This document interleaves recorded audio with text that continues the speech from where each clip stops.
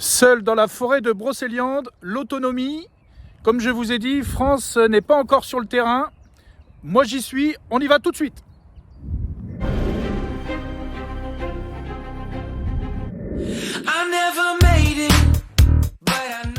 Je vous montre ici le château de Tressesson, que de très nombreux témoignages plein milieu de Brocéliande.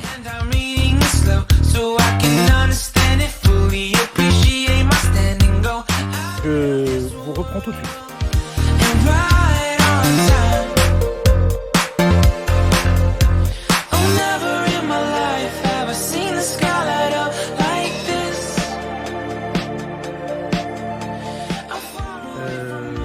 Là j'ai amené des bidons. Je vais faire...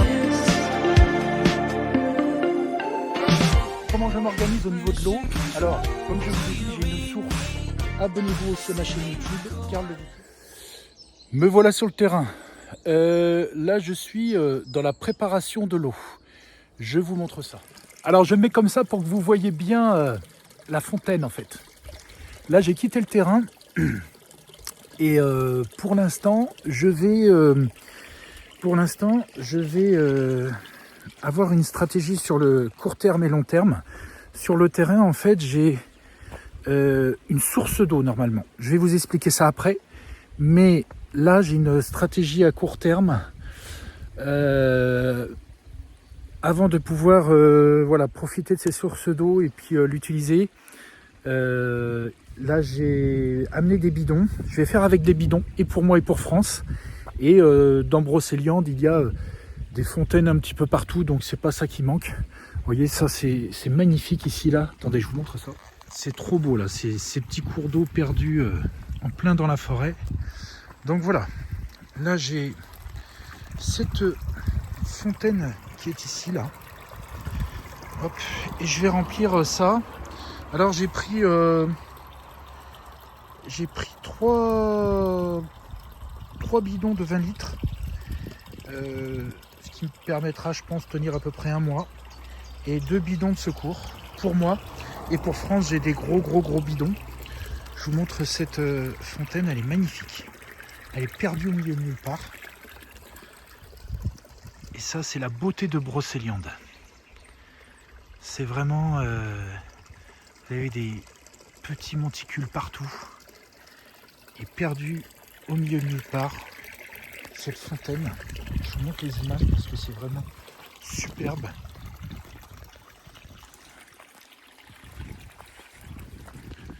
Cette fontaine là, comme ça. Complètement perdue. Et voilà, le travail. J'ai bien rempli tout ça. Là, je retourne sur le terrain et je vous reprends tout de suite.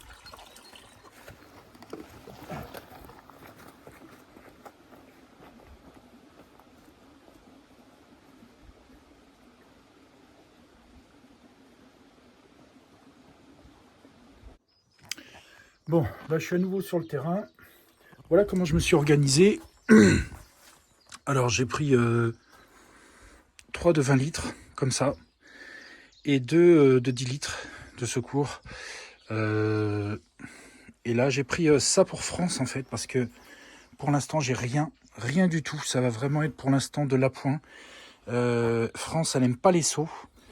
Voilà, je vais emmener ça là au petit chalet de France, comme ça, je vais en profiter pour vous remontrer son petit chalet. Elle va être trop bien ici, là. Je vais pouvoir mettre du foin dedans, ça va être trop bien. Et du coup, ouais, donc là, j'ai à peu près 20, 60, j'ai 80 litres d'eau à peu près.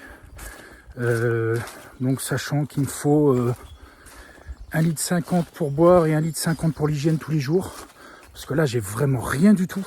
J'ai rien du tout. Donc ça va être vraiment réduit au minimum. Je vais faire avec les moyens du bord.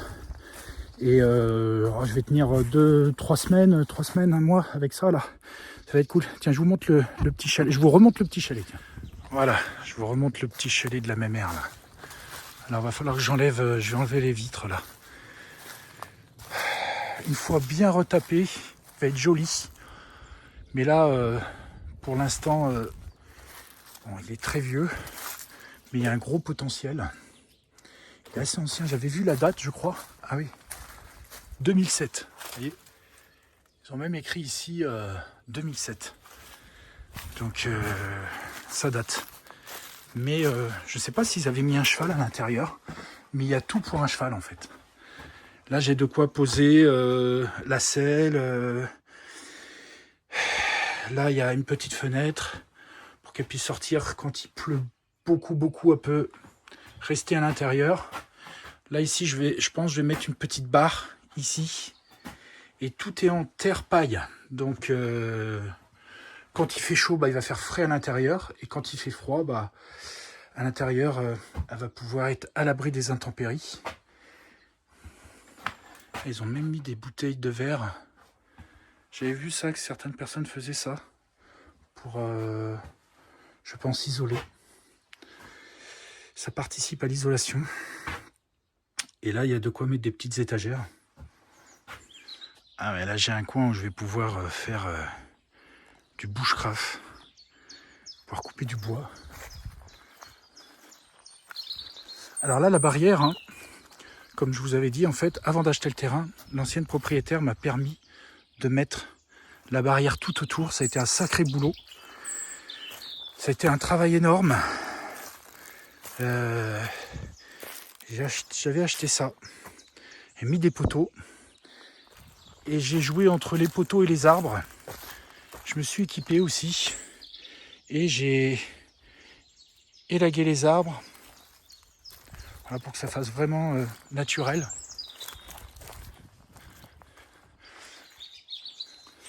Ouais, donc ça a été un sacré travail là pendant plusieurs semaines en fait. Je suis venu là et j'ai pu mettre en tout cas du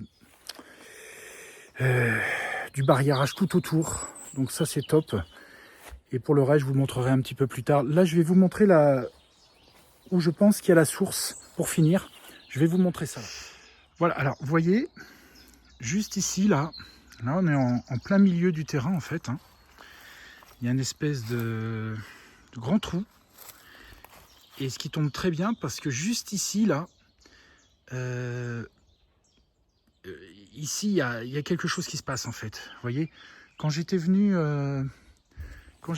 comme je vous avais dit en fait, quand j'ai visité le terrain, l'ancienne propriétaire, à cet endroit-là, là, je lui ai dit, il y a des super énergies là, je me sens trop bien, il y a des bonnes énergies. Et elle m'a dit, c'est normal en fait. Elle m'a dit, je pense qu'il y a une source ici. Parce que au niveau du sureau, là, elle m'a dit en fait, au niveau du sureau ici, là, elle m'a dit, il y a souvent de l'eau qui suinte quand c'est très humide. Et moi, mon ressenti, c'était vraiment par là, en fait. Par ici, là. Et derrière, et là. Dessous, là, dessous, et derrière, en fait. Il y a quelque chose, en fait, ici. Pour moi, il y a une source. Juste là. Voilà. Donc, ça tombera super bien. Parce que le trou, là, il est en plein milieu du terrain. Et la source, elle est en plein milieu du terrain. Où la parcelle où France va être. Donc ça, c'est vraiment top. Et là, j'ai une abonnée, une dame avec qui j'ai échangé, et je la remercie beaucoup d'ailleurs. Une dame qui est géobiologue, et on a échangé, et elle m'a proposé en fait de lui envoyer des photos, et elle m'a dit, je vais te dire s'il y a une source. Donc ça, c'est super, je remercie beaucoup cette dame. Là, je lui ai envoyé les photos, et elle travaille avec plusieurs outils. Elle m'a dit, je vais te dire s'il y a une source ici, etc., où faut creuser, etc. Donc, j'ai balancé les photos. On va voir, voilà ce que je peux vous dire pour l'instant sur tout ça. Sur là, au niveau de l'eau, c'est la première des choses qu'il faut rechercher hein, quand on est en mouvement ou quand on va dans un endroit, quelque part. C'est vraiment la première ressource. Voilà ce que je peux vous dire aujourd'hui au niveau de l'eau. Bon, et comme d'habitude, avant de vous quitter, je vous montre un beau paysage de Brocéliande, quelque chose à Brocéliande. Et là, je vais au château de Tressesson, et je vais vous montrer des images et vous en dire un petit peu plus sur ce château hanté. Et abonnez-vous à ma chaîne et suivez mes aventures et je vous dis à plus tard. Je vous montre ici le château de Trécesson, château perdu en plein milieu de Brocéliande. Château plusieurs fois hanté, mais d'après la légende, il y aurait une dame blanche ici. C'est un château du XVe siècle.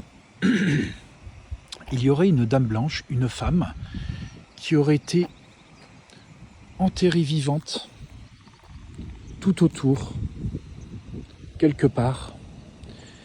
Et cette dame, plusieurs personnes l'ont aperçue. Il y a aussi de très nombreux témoignages de rencontres avec des esprits dans ce château qui est plusieurs fois hanté. C'est le château de Trécesson, magnifique, en plein milieu de Brocéliande.